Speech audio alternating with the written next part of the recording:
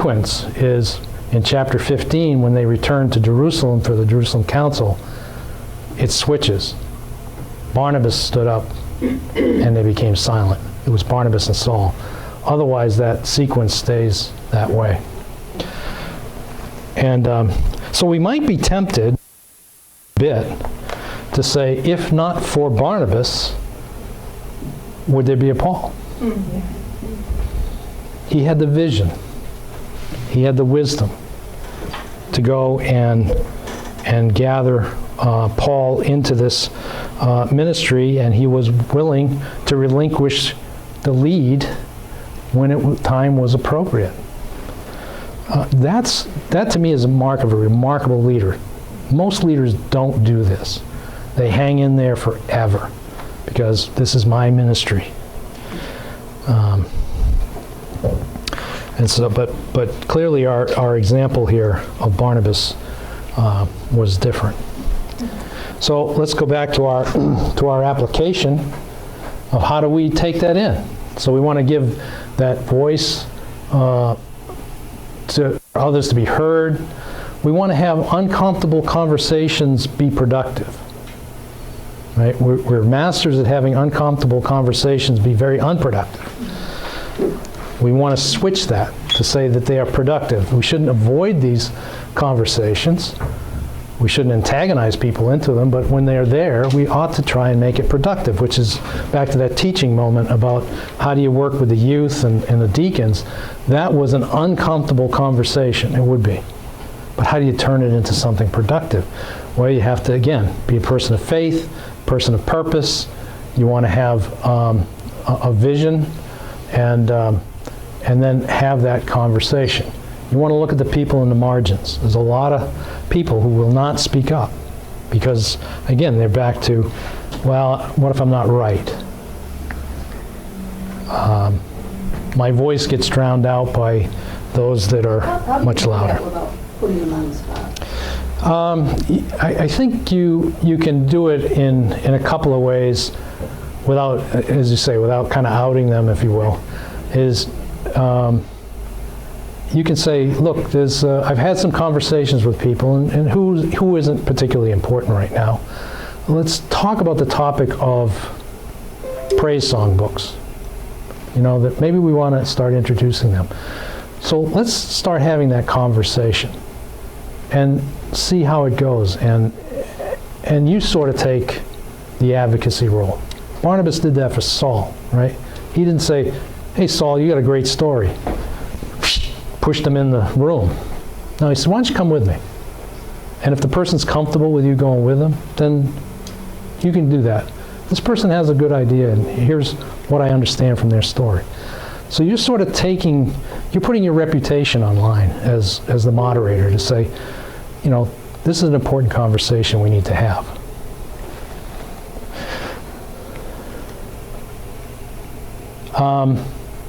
So let's do a little case study here called Found Money. This comes out of the Mission from the Gospel. It's sort of an example that we can get our minds around a little bit about vision and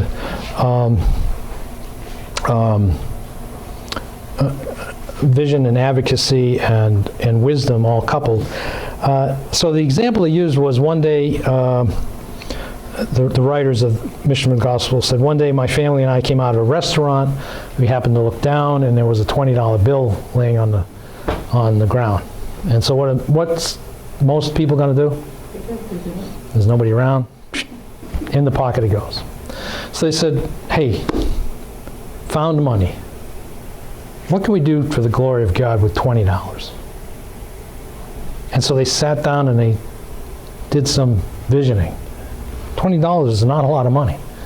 But they said, well, let's go do some inquiry. And they found, I think in this case, that the emergency room at the local hospital had a situation where sometimes when people come in, what do the nurses do? They come in on a gurney, they're unconscious, they need a lot of medical attention. They take out their scissors, off goes your clothes, they're ripped, they're torn. And so they had a little kind of closet of odd stuff that people could put on afterwards. And so they said, boy, some of that looks kind of ratty. Let's go and find the best $20 worth of clothing we can find in a thrift store, and let's go supply the hospital with this material. Ministry's born. Because they had some sense of vision, some sense of purpose, and then it just continued. They were able to develop it because they just took the initiative and said, how can we take something as insignificant as $20 and use it with some vision toward the mission of the church? And so now the church is integrated into the hospital setting. Very simple, right? So that's one example. I'll give you another one that really applies quite well with New York State, New York region. And it's a grant called the Louise Bouchard Pierce Memorial Grant. Okay, and this is to support. I'm not making the words up. I'm going to just tell you what it says. The donor stipulated the use of funds must be towards the support of weak Baptist churches in the state of New York. Anybody meet that definition? Okay. Okay, good.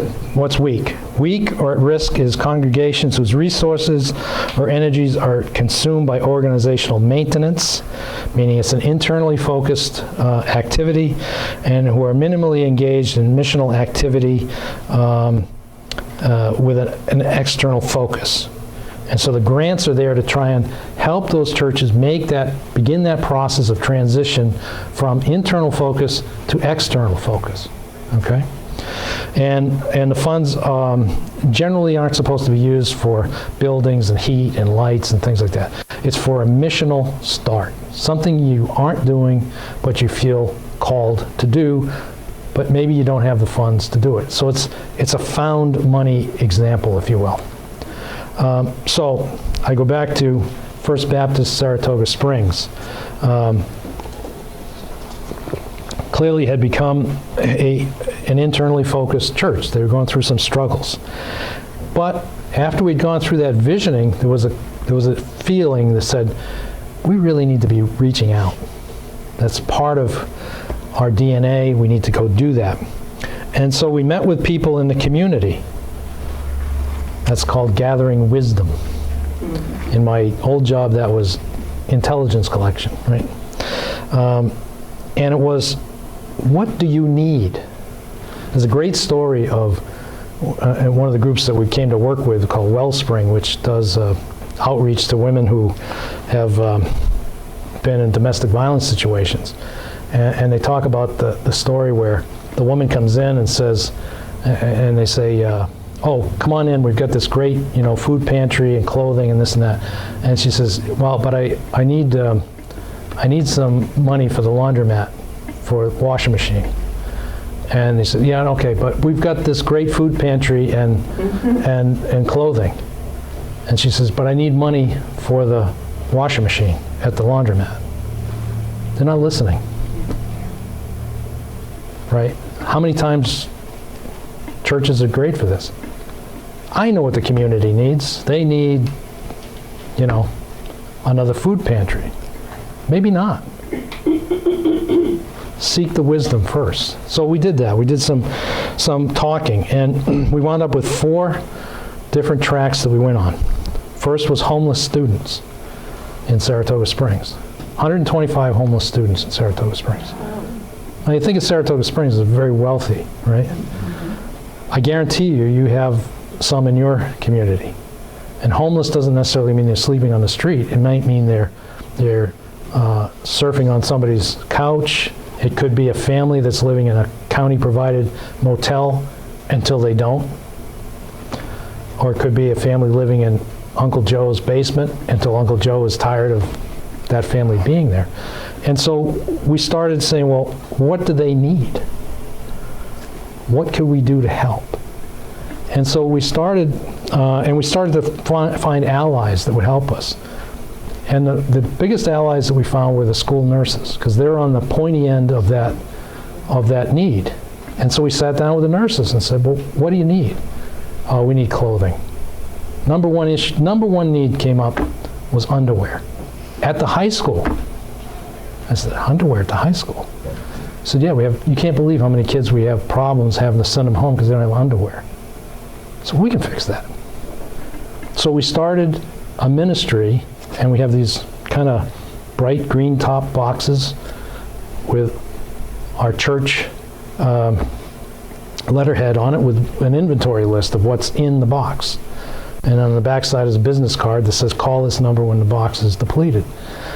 And now we have the church in public schools through the nurses with this ministry. And we use some of this money from the Louise Bouchard Pierce Fund to get that going. So that's one. Homeless men.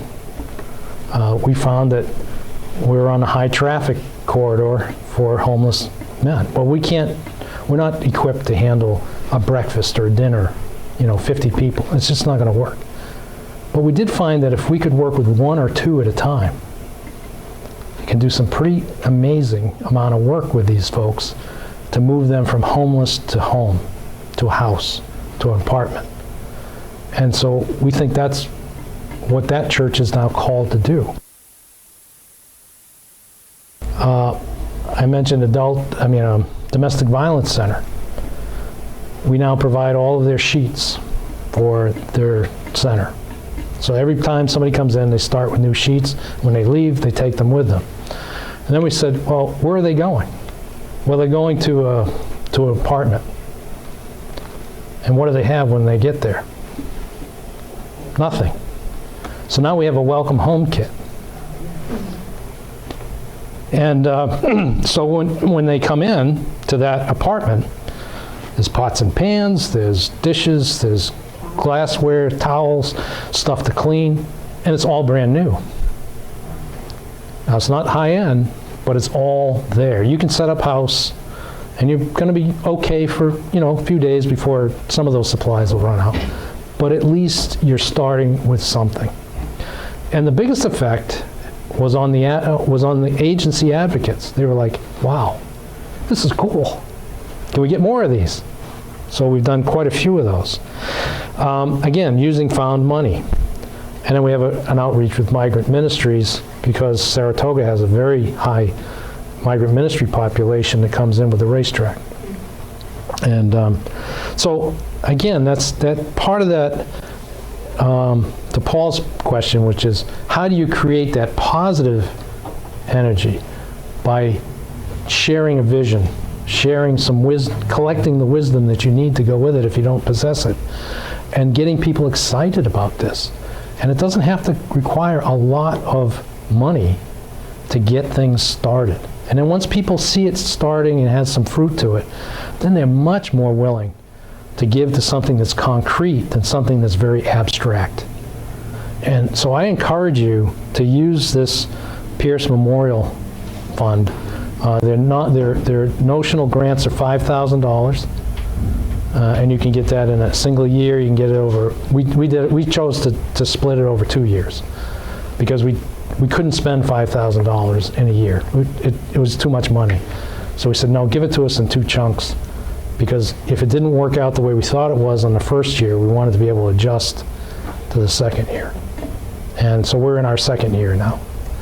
So I don't throw that out as an example of, imitate this. It's just sort of a process of what moderators can do by creating that sense. And once that gets going, people now are talking about what we're doing, not the way things used to be. And they get excited. And that cuts all generations, right? Kids get excited about it. Seniors get excited because you're actually doing something. And you're putting some sweat equity into it. It's not just, somebody gave us money and we're just writing checks to other organizations. No. Somebody has to go buy these products. Somebody has to contact the nurses, bring it out, do this, do that. And to talk to them about what else is going on. One particular homeless guy last summer was manic. I mean, he really was. And he could not conform to the rules of social services. Social services have rules like, well, if we give you a hotel room, you cannot let anyone in that room for any reason. If you do, we're going to violate you and make you homeless again. Well, friend comes by, hey, how you doing? Come on in, sit down, talk to me. You're done. You're homeless again. He couldn't get it through his head that he couldn't do that. Didn't make any sense to him. Manic, police intervened, and they said, gee, we'd like to do something, but you're not a threat to yourself or anyone else. Right? But the church has no standard. Right? We didn't have that standard. So we could minister to him in any state that he was in. It didn't matter to us. He's now, we got him through some court issues that he had, paid his penalties so that he was free, and he's now homed and in line to get an apartment for people who have mental and emotional stability. And we go to his psychiatrist meetings, we go to his meetings with these folks that he's waiting on, and he's become part of the congregation. That was a little bit anxiety producing to have a manic homeless person in your midst. People were like, Pastor, where's this going? It's a trust, hang on. And now people are like, where is this guy? Where is he today? How's he doing? But you got to have that vision and that stability, that emotional stability to say, we're going to get through this. We'll be all right. Thoughts about vision and mission and such of that as you as a moderator.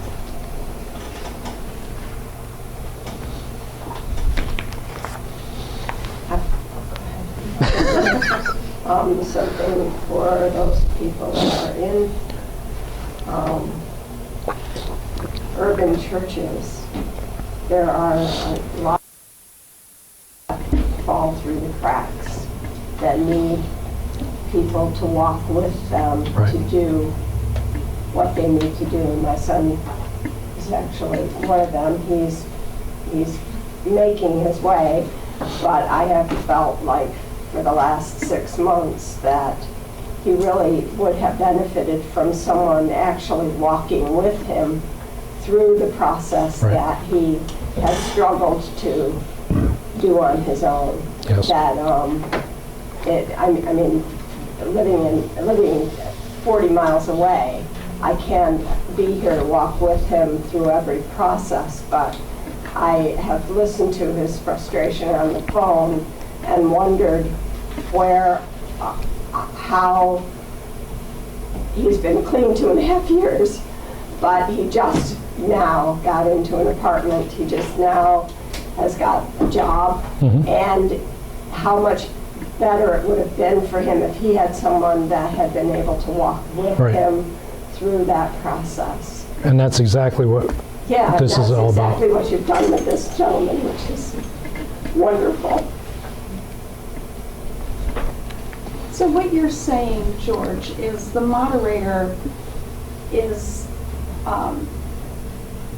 neutral enough to see who are in the margins, mm-hmm. and also able to see opportunities. Right.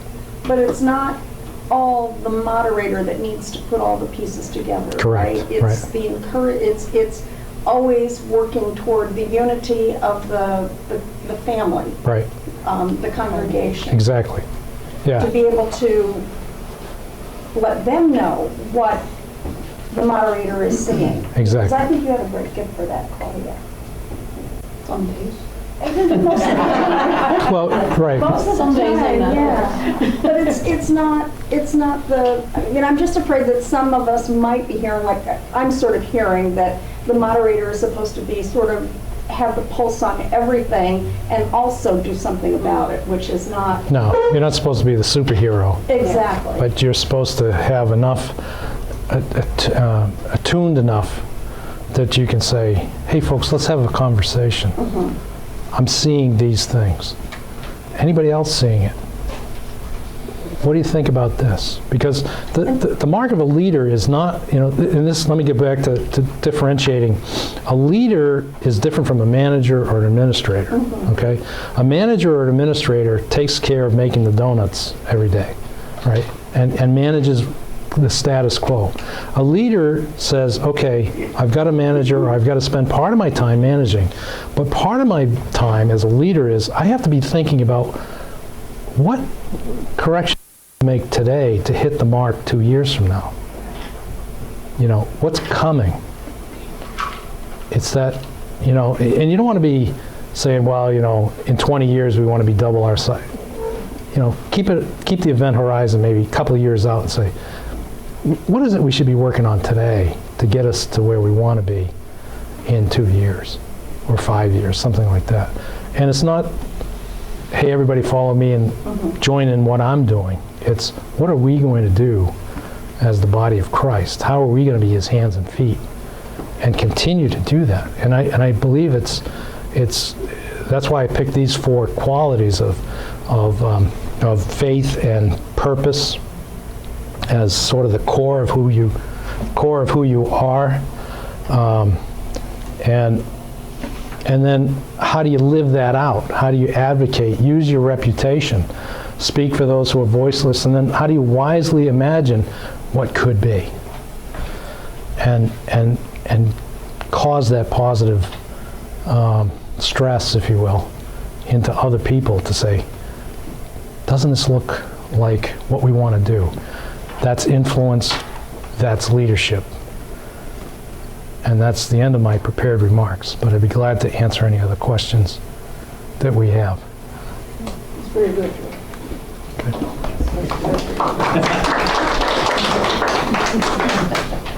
All right, well, thank you very much. I appreciate your